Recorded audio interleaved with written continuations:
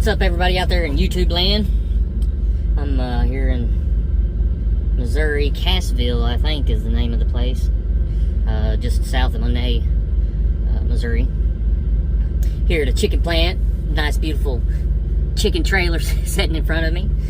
So, to start off with, I'm going to talk about a couple of comments on some other videos. I want to start out with Chris Bollinger. I hope I pronounced your name right. In the video, Settlement, Company, and Lease Talk, I'm going to post that down in the description, the link to that video down in the description. Go over there and check out Chris's comments. He talks about some of the cons on the company side of things. So he's got some good information in there if you want to go check that out. This man seems like he knows his stuff. I've been talking to him a little bit here and there, and definitely seems like he's done his research. Also, I was asked about these trucks having dash cams. No, they don't have dash cams. I even messaged my dispatcher to confirm it with him, and he said no, that Prime has done their best to steer away from that. He said, but if it was him, he would have a dash cam as well. So, and then Matthew from St. Louis, he pointed out from my video of the installing the mud flap and mud flap hanger. He said that one of the reasons why both sides are probably cut on the one mud flap is because we have super single tires. It's just one single tire, super wide tire, where the dualies are wider because they're separated, so they spread out a little further. So the mud flap covers the whole tire. Well, with our super singles, it's a little shorter, and cutting the mud flap will help with the air drag, which in turn helps you with your fuel mileage. So I thought that was a great point. I figured I would point that out here in this video. But now to the main part, my path to Prime. So I wanted to do this video because I know there's a lot of people out there that's, when they're thinking about making this big of a change, it's kind of scary. I know it was for me. I mean, this was something I had never, always admired trucks and truck drivers, and thought that would be cool to drive a truck, but I never really went further than that. So this was all kind of new to me. I was nervous and scared, and so I wanted to tell my story on the whole ordeal. Before I ever even thought about being a truck driver, I was a Mason. No, not the Secret Service or Secret Society. I mean, although I have had an offer to apply for to become a Freemason is what they're called. So no, I'm not a Freemason. Mason is in stone, brick, and block. That's what I did. I worked for a residential company for 10 years. I had done commercial before that, but I went to work for a residential company, worked for them for about 10 years, and then I went to, then I decided to try my own thing. I mean, I had been there a while, just felt like I wasn't getting anywhere. I had acquired debt, bought a house, and had bad luck with vehicles, so I ended up going in debt on a couple vehicles, and just was in a position where I felt like I was spinning my tires and wasn't getting nowhere, and I felt trapped, and I just, I needed a change. I needed something different. So I thought, well, I'm going to try doing my own thing, going out on my own, start my own business. So I did. I started Kirby Masonry. Done that for a year, and what I realized in that year was that it wasn't really what I wanted. I thought being my own boss, hiring my own workers, that it would ease some of the tension and stress on me, or make me feel like I was going places. Turns out it didn't make me feel any better. I still felt trapped. I just was tired of the work I was doing. It was wearing me out. I had been a laborer for years before, and then was a mason for quite a while, and it was just wearing my body down. I had shoulder problems, neck problems, back problems. You know, and still have some of those problems. They're not near as bad. I had to go to physical therapy for my shoulder. And, you know, I thought, man, you know, signs of arthritis. I thought, I've got to do something different. And during that year of having my own business, I realized that there was nobody out here that was reliable and that I could trust. You know, I thought, well, I'll hire me a couple other people that'll ease the work on me, and you know, I'll help put somebody kind of in charge while I'm not there. Couldn't do that. People didn't want to show up half the time. They'd tell you they'd show up and wouldn't. I mean, heck, I ended up sometimes having to do all the work myself just to get a job done. Got an Instagram page up. It's black_sheep trucker. Black_sheep trucker. I'm posting some pictures over there. I posted a few pictures already of me doing the masonry work, or some of my work. So if you want to go over there and check that out, follow me. I'll put the link up above me, and then I will put it in the description as well. So after that year, realized it just wasn't for me. I still felt like I was spinning my tires and not getting anywhere. Couldn't trust or rely on people. So I decided to go back to commercial. They were going to pay me $30 an hour to lay brick and block stone. So I thought, well, I'll do that until I figure out what I'm going to do. So I went there, working in Nashville, Clarksville, you know, a little bit of traveling, had to stay out of town sometimes. Worked up at Fort Knox. You know, I loved going to different places when I went back to commercial. That was kind of fun, but it's still, you know, just was not what I wanted to continue to do. I was still, you know, even though it's $30 an hour, by the time you figure in the rain and cold weather and stuff and not being able to work on those days, I only made 30-something thousand that year. And, you know, just wasn't helping me really get where I wanted to be. Still struggling, paying my bills and keeping food on the table. So I done that for nearly a year, about a year. Yeah, it was about a year.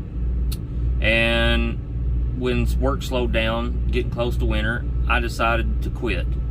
And I went to work for my father-in-law. Again, posted some pictures on my Instagram page. So go check those out. And while I was working for him, I went back to work for him in like October, something like that, of that year of 2018. And while I was there, I talked to him, you know, my father-in-law, and asked him, you know, what he kind of thought. And of course, him owning a mobile home moving business and having his CDL and stuff, he told me, he said, if I was you, I would go get my CDL. He said, it's served me great. You know, it's made me a great living, and I'm glad it's something I've done, you know. And I said, well, all right, you know. And he said, now, I don't know if, he said, I'd love to have you come and pull mobile homes for me. He said, but I don't know what my insurance will think about it. He said, so you might want to go and get you some experience first, and then let me know, you know, holler at me if that's what you're going to do.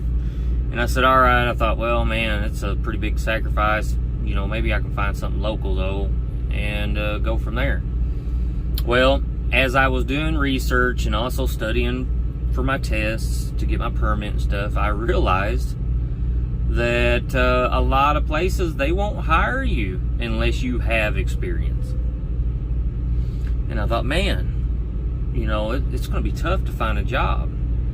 So I kept on doing research, and I went ahead and got my permit, you know, done all the stuff, the OT physical, filled out all the paperwork, took all the permit tests, doubles, triples, tanker, you know, all that stuff. I think I took everything except in my hazmat. And you know, then I started doing research on companies. What would be the best company to go through? I had a friend that he went through a training program, cost him $10,000, and he didn't get nowhere with it.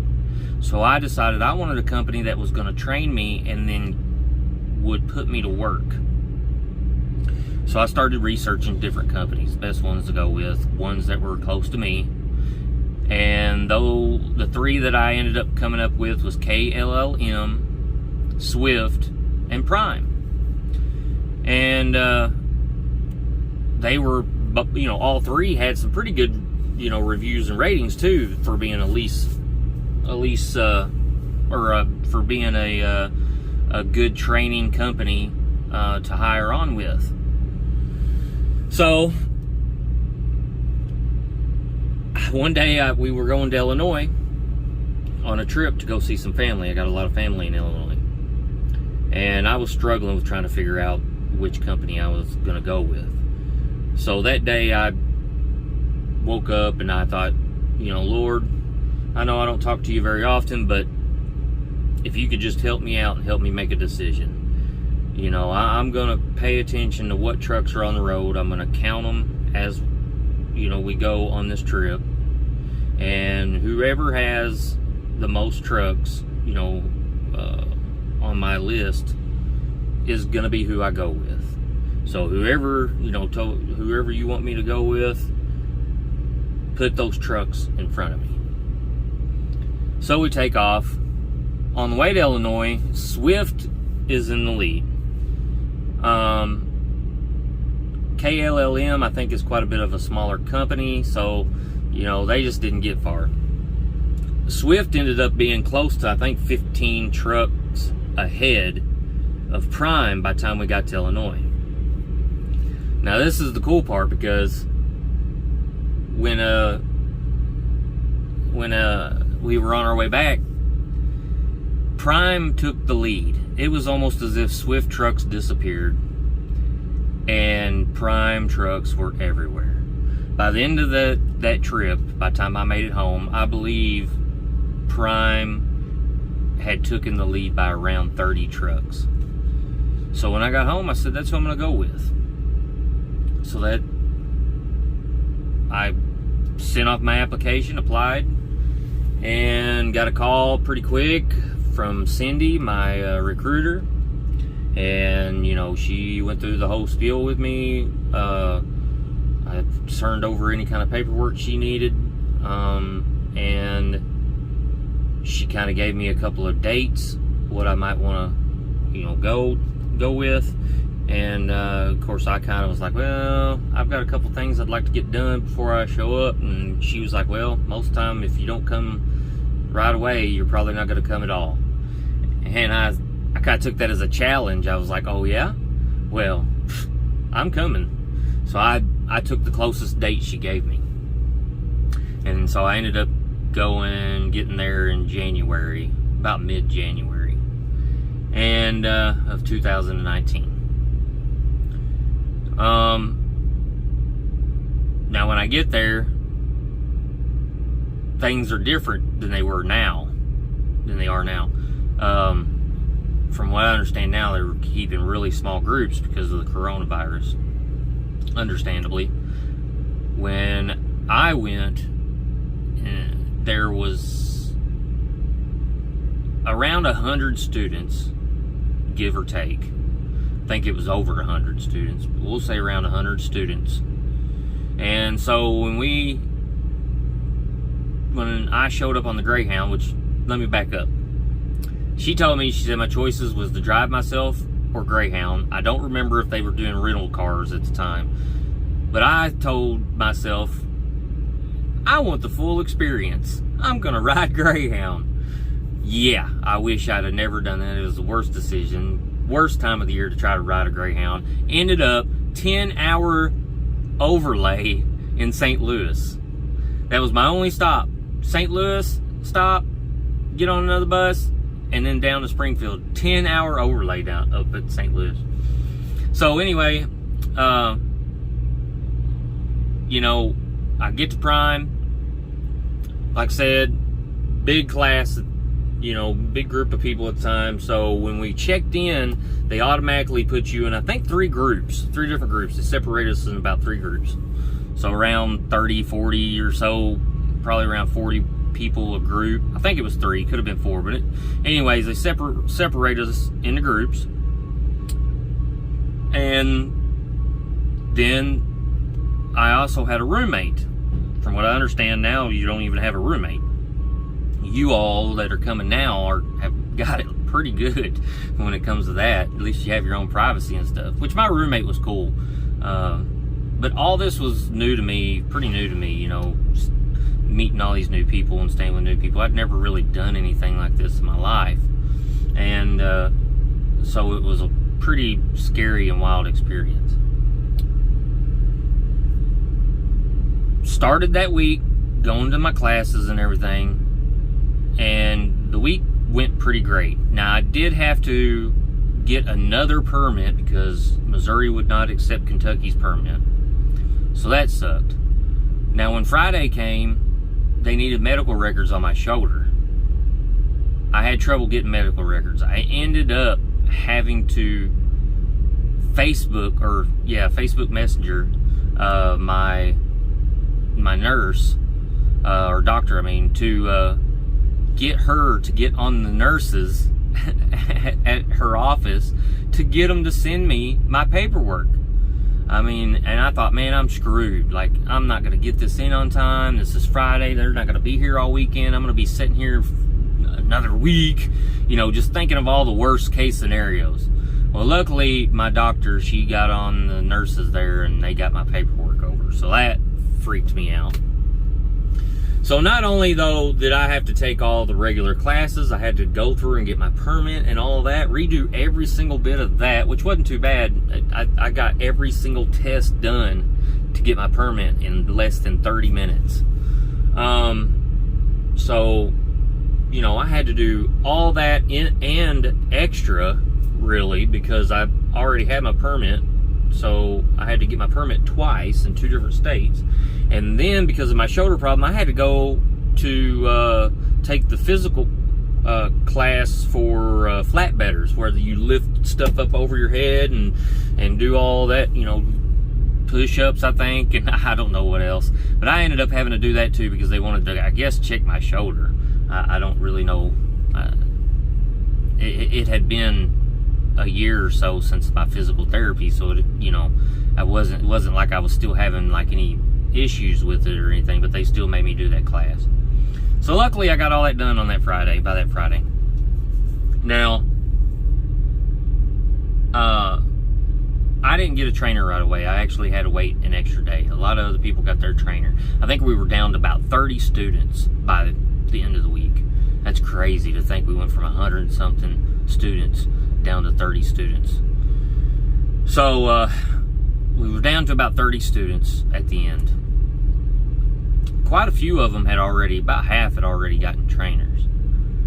I didn't have a trainer yet, so I had to wait an extra day. And I really kind of thought, probably ain't gonna get one for another few days. Thought, here we go, my luck. But as I was sitting there in the classroom down in the basement there by the training pad, they finally called my name, say, we got you a trainer. Why don't you come meet him? I said, all right. I go out there and this dude is mean mugging me. And I'm like, oh man, like this guy just, I don't know. I don't do well with people that are too bossy or feel like they're in power over you. And I felt like the way this guy was looking at me, I kind of felt that way. I was like, oh man, me and him's probably not going to get along.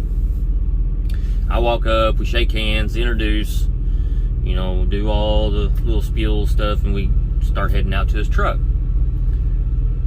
Now, this is the cool part. One of my favorite colors are black and red. As you can see, I wear a lot of black. My other color is gray. I'll wear a lot of gray. But black and red are my 2 favorite colors, especially mixed together. I was wearing a black and red, it said Louder Than Life in red right here on my shirt. It was a festival, music festival I went to. And I was wearing a black and red jacket because, again, it was the end of January and it was still cold. His truck, when we got to his truck was black and red. I was like, holy crap, this has got to be some kind of sign. And because I'm one of them firm believers in signs. If you really pay attention to things, you'll notice things, or I do. I'll see little things like that in life, and I'm like, oh, it's a sign. And so we get to his truck, and he says, all right, first thing I want you to do is your pre-trip. Let's pop this hood. And he kind of said it kind of stern and stuff, and I was like, oh man, this guy's already on my case, and so we popped the hood, and I start going through my pre-trip. As I'm going through my pre-trip on just the truck, he didn't have a trailer. As I was going through my pre-trip, I kind of looked at him, and I could almost see his face change. And it looked like he was kind of lightening up a little bit. Like he went from got to trade in this guy to, maybe this ain't too bad. And so after I got done, he actually kind of had a smile on his face, and he was like, you did really good. And I said, really? And he said, yeah, dude. He said, out of all the people I've trained, I've never had anybody go through the pre-trip like you just did. He said, you missed it. You missed a couple things, messed up on a couple things. But he said, you do it again, I'll point them out if you mess up. And he said, just work on them. He said, but I think you could pass in a day or two. You could pass your pre-trip in a day or two. I was like, wow, awesome, And dude, he was cool with me after that. I don't know, it was like as soon as he seen that I could do it, he was cool with me. Come to find out, the reason he looked like he was in such a bad mood was because he had just had a trainee on his truck that they didn't get along. Apparently his trainee was horrible, and he ended up having to have a meeting with his fleet manager, and I think maybe Rob Lowe was there. I don't know, but they had to have a big meeting, and him and that trainee kind of went back and forth, and ended up they removed that trainee off his truck. So then I was his next trainee. So he had literally just got out of that meeting when I met him. And that's why he looked so mad. Because he was in a bad mood. But, dude, when I say that me and him were like brothers, I mean it. We clicked. We hit it off right away. His name is Jason Wayne Trude. His company name was Trude Traffic. Dude, we got along so well that I spent both of my phases with him. Whenever I went through the first phase, he told me, he said, hey, sometimes you can get on another truck to finish your miles out once you get your CDL. I think it was like 30,000 miles then. And he said, but man, he said, you've done really well and stuff. He said, and we get along pretty good. If you want to, you can stay on my truck. And I said, well, yeah, I didn't think any different. Like, why would I change trucks? So I stayed on his truck. Getting to the end of the 30,000 miles, he says, hey, you're about to upgrade. He said, but I've got an offer for you. And I said, all right, what do you got? He said, I'll pay you a minimum of $1,000 a week as long as I'm on the truck. He said, so that means if we have a bad week, you're still going to get your $1,000. I'm going to make sure you get your $1,000. He said, and I'll pay you more than Prime pays their company drivers starting out. I said, shoot, yeah. Where do I sign up? And because my thought was I was just going to do 1 year company anyway. And so I did, man, and I stayed with him, and I'm glad I did. He had a really rough year that year, and he actually ended up letting me take his truck for 2 months by myself once I upgraded. into an AC. And he told me, he said, dude, I have never let anybody else take my truck. He said, you're the only person. So that shows you how much I trust you, and how comfortable I feel with you taking my, being a driver. And I said, well, I appreciate that, man. It means a lot to me, and I'm gonna do my best not to let you down. He said, I'm not worried about that. He said, like I said, you're good enough that I trust you. I was like, all right, that's awesome. Now, I will say he was grouchy, especially when he first woke up. God, he was grouchy. So grouchy. But, yeah, dude, me and him, I'm not kidding, man. We got along so well. I even thought about buying a motorcycle to start riding motorcycles with him. I mean, that's how close we got in less than a year. We had so much in common. Our history, our past, and our plans for the future was so much alike. It was crazy, man. It was almost like I was staring into the eyes of myself, just in a different body, we really got along real well.